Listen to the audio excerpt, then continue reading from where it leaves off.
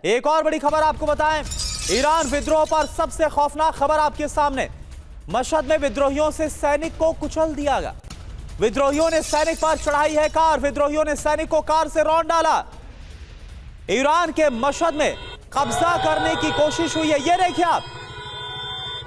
आप, विद्रोहियों का काफिला आपको नजर आ रहा है। सेना के जवान आपको नजर आते हैं जो कि विद्रोहियों के काफिले को रोकने की कोशिश करते हैं। लेकिन ये देखिए संजय सोई सर, सबसे पहले मैं आपके पास आना चाहूंगा, आखिर ये हो क्यों रहा है और कैसे हो रहा है? क्यों हो रहा है ये तो पता है, लेकिन सेना नहीं कुछ कर पा रही है। सेना के जवानों को मारा पीटा जा रहा है, उन पर गाड़ियां चढ़ा दी जा रही है, सेना कमजोर नजर आ रही है। ये हो क्या रहा है?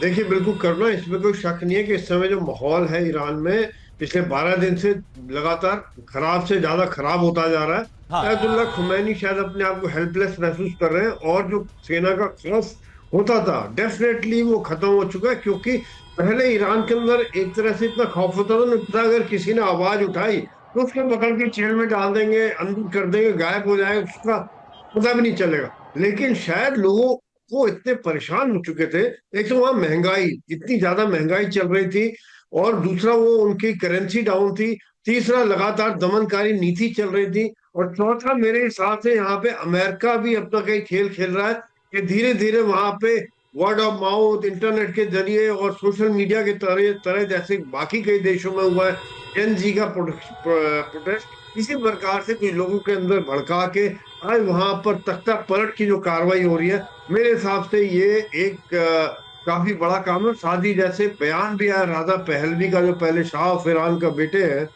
वो उनका भी बयान आया कि शांति रक्षा भी, आज तक वो बिल्कुल शांत थे, कहीं आवाज नहीं सुनाई थी उनकी, अब अचानक वो भी उठ के आ रहे हैं। तो देखा जाए तो इस समय जो माहौल है शायद एक क्रिएटेड है, और करना यहाँ पर मेरे हिसाब से कि एक जो रशिया और चाइना का एक और बेस जो था वो बहुत स्ट्रॉन्ग होल्ड था, उसके ऊपर भी एक सरकार बदलने की कार्रवाई और क्या जो वेनेजुएला में हुआ क्या वो होने वाला है क्या, और क्या इसका डर खामने के अंदर नजर आ रहा है? संजय सोई सर आऊंगा फिर से, लेकिन डीके पांडे सर एक बात बताइए, क्योंकि खुद डोनाल्ड ट्रंप ने धमकाया था अभी कुछ दिन पहले ही जब हिंसा वहां पर शुरू हुई थी आयतुल्लाह अली खामनेई को, कि अगर विद्रोहियों के खिलाफ कोई एक्शन लिया गया तो फिर अमेरिका चुप नहीं बैठेगा।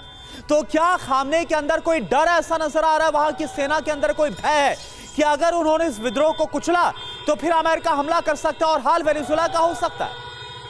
जहन, देखिए, निश्चित रूप से जो तस्वीरें आ रही हैं, जो इनपुट्स हैं, वो बहुत ही विभत्स हैं, डरावने हैं, क्योंकि 6 जनवरी से इसमें बहुत तेजी आई है। और जो रिपोर्ट्स कहती हैं कि 6 जनवरी से अब तक लगभग 90 प्रोटेस्ट किए गए हैं, और तेहरान में सबसे ज्यादा हुए। अभी जो आप मशहद की बात कर रहे हैं, मशहद क्यों अभी लाइमलाइट में आया है, क्यों सबने प्रोटेस्ट वहां पर जहां गंभीरता से हो रहा है? क्योंकि वो अयातुल्लाह खुमैनी का जन्म स्थल है, और वहाँ उसकी इंपॉर्टेंस जैसे मक्का मदीना है उस प्रकार से मशहद को वो ट्रीट करते हैं खुमैनी की जो टीम है। तो अब जो वहाँ विद्रोह इतना ज़्यादा नई ऊंचाइयों को छू रहा है, और निश्चित रूप से वहाँ की जो IRGC है उसके ऑफिस में भी हमला हुआ भाई दिन IRGC के ऑफिस में भी हमला हुआ है, और लोग वहाँ परेशान हैं। जिस प्रकार से तस्वीर बता रही कि महिलाएं जो है वो घायल हुई, उसके बाद भी प्रोटेस्ट कर रही हैं, और चीज़ें जो है आउट ऑफ कंट्रोल है। निश्चित रूप से खमैनी और उनका प्रशासन इसको रोकने पर किसी प्रकार के नियंत्रण में वो नाकामयाब रहा है। दूसरी बात, निश्चित रूप से जब डोनाल्ड ट्रंप ने कहा कि हम जो है लॉक्ड और लोडेड है, और जिस आपने पिछले एक हफ्ते में लिखा जिस प्रकार से जो सैन्य मूवमेंट हो रहा है इधर से उधर, अमेरिकी सेनाओं का, अमेरिकी एयरफोर्स का, यूनाइटेड स्टेट्स एयरफोर्स का, वो साफ बताता है कि कहीं ना कहीं कुछ तैयारी है, और ये तैयारी जो है वो क्या, किस स्टेप पर होगी, कब, किस स्थिति में लागू होगी, वो दिखा। तीसरी बात, जो इनपुट आ रहे हैं कि शायद आयतुल्लाह खुमैनी जो है वो वहां से निकल गए हैं रशिया के लिए, क्योंकि चीजें वो देख रहे हैं, तस्वीरें साफ है कि ये एक मतलब असीमित हो रहा है, ये जो आक्रमण हो रहा है प्रोटेस्ट का।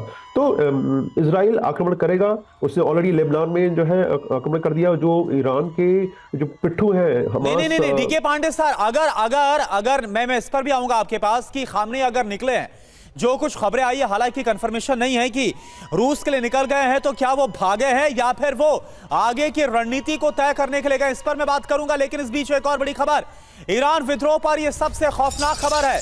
मशहद में विद्रोहियों से सैनिक को कुचला है। कैसे विद्रोहियों ने सैनिक को कुचल दिया? विद्रोहियों ने सैनिक पर कार चढ़ा दी, विद्रोहियों ने सैनिक को कार से रौंद दिया। ये देखिए आप, ये तस्वीर इस वक्त आपको हम दिखा रहे हैं, ईरान के शहर मशहद की तस्वीर है और यहां पर विद्रोहियों में अब कोई खौफ नहीं है, सेना के खिलाफ खुलकर उतरे हुए हैं और अगर कोई सैनिक हत्या चढ़ रहा है या फिर कोई सामने आ रहा है तो उसका यही हाल हो रहा है जो मशहद में हो रहा है। इससे पहले भी हमने आपको दिखाया था कि एक जो ईरानी सैनिक हत्या चढ़ा था उसका बुरा हाल कर दिया गया था, मारपीट के लात घूसों से अधमरा कर दिया गया था और अब रौंद दिया है, कार से रौंद दिया है। ये देखिए आप, जो सेना है वो बेहद ही कमजोर नजर आ रही है।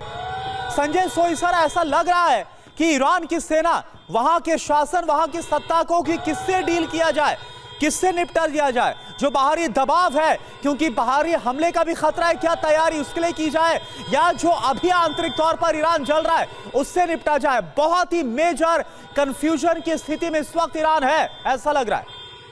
तो करना इसमें कोई शक नहीं है। देखिए ऐसा है, एक तो बाहर का थ्रेट अमेरिका और इजराइल ने लगातार ईरान के ऊपर जैसे तलवार टांगी हुई है, तलवार टंगी हुई थी, उसके ऊपर कभी भी हमला हो सकता है। पहले किया भी है हमला, ऐसा नहीं कि पहले नहीं होगा, अचानक धमकी दे रहे, पहले भी कर चुके हैं। दूसरी बात यह है, जब आंतरिक विद्रोह इतनी बड़ी संख्या में होते हैं, जब लाखों की संख्या में लोग सड़क पर आ जाते हैं, तो समय में सेना के लिए एक बड़ा धर्म संकट हो जाता है कि कैसे डील करें। और क्योंकि अगर उन्हें मरने की चिंता नहीं, अगर प्रोटेस्टर्स में ये हो रहा है कि 2-4 लोग मर भी गए तो उल्टा उनका गुस्सा और भयंकर हो जाता है। ऐसे में एक बहुत बड़ा चैलेंज हो जाता है। और दूसरा ये कि अगर आप देखिए सेना कहाँ से आती है, सेना भी तो उन्हीं परिवारों से आ रही है जिन जो विद्रोह करे, उन्हीं में से कुछ लोग सेना में होंगे।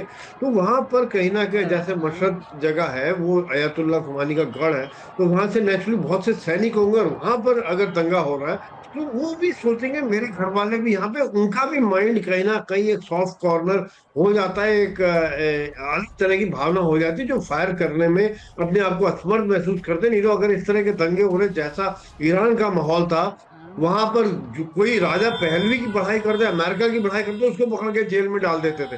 और इस समय में वो अपने आप को बिल्कुल असमर्थ महसूस कर रहे हैं और एक तरह उनका खौफ खत्म हो गया है। बिल्कुल सही बात है संजय सोई सर, क्योंकि जो मौजूदा हालात हैं, ऐसा नहीं है कि वहां की जो सेना है या उनके जो परिवार हैं वो इससे अछूते हैं, और ऐसा लग रहा है कि एक जो फ्री हैंड है वो भी विद्रोहियों को मिलता हुआ नजर आ रहा है। नहीं तो कैसे तेहरान तक इतनी बड़ी संख्या पहुंच जाते, IRGC की इमारत पर हमला होता, कई इमारतों को आग के हवाले कर दिया जाता।